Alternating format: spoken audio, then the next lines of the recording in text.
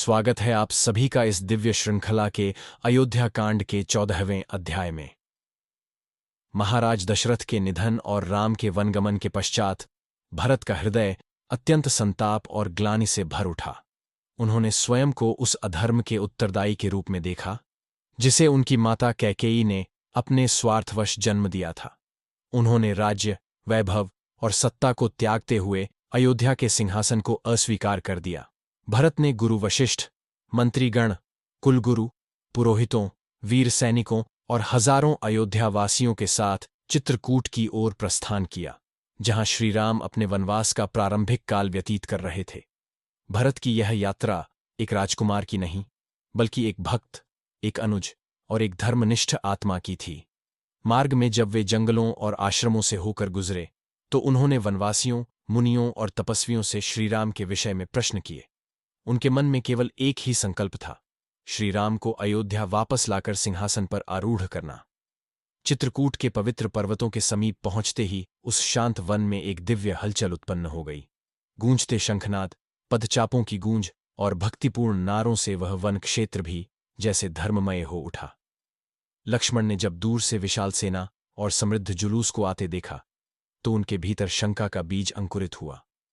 उन्होंने सोचा, क्या भरत भ्रातृत्व को भूल अब राज्य के लोभ में युद्ध हेतु आ रहे हैं? परंतु प्रभु श्रीराम ने लक्ष्मण को संयम का पाठ पढ़ाया और कहा, लक्ष्मण, भरत का हृदय निर्मल है। वे न कभी मुझसे वैर कर सकते हैं और न ही राज्य के लिए रक्त बहाना उनके धर्म में है। और जब दोनों भ्राता भरत और श्रीराम आमने सामने आए तो समय मानो थम गया। दोनों के नेत्र अश्रुपूरित हो उठे। न कोई वाक्य, न कोई शिकायत, केवल हृदयों की भाषा थी जो बह रही थी। भरत भूमि पर गिर पड़े, श्रीराम के चरणों को पकड़कर विलाप करने लगे। प्रभु, यह राज्य, यह सिंहासन सब आपके हैं। मैं केवल दासीपुत्र हूं।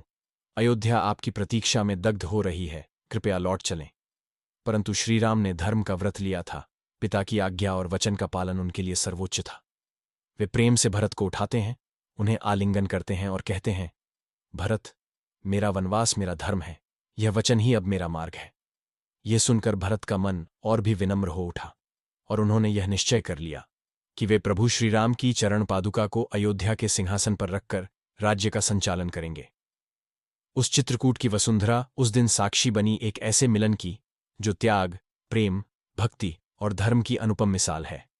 गगन भी उस दिन अश्रु बहाता प्रतीत हुआ और समस्त प्रकृति ने उन दोनों भाइयों की भक्ति और ब्रह्मवाक्य जैसे संवादों को अपने हृदय में समेट लिया।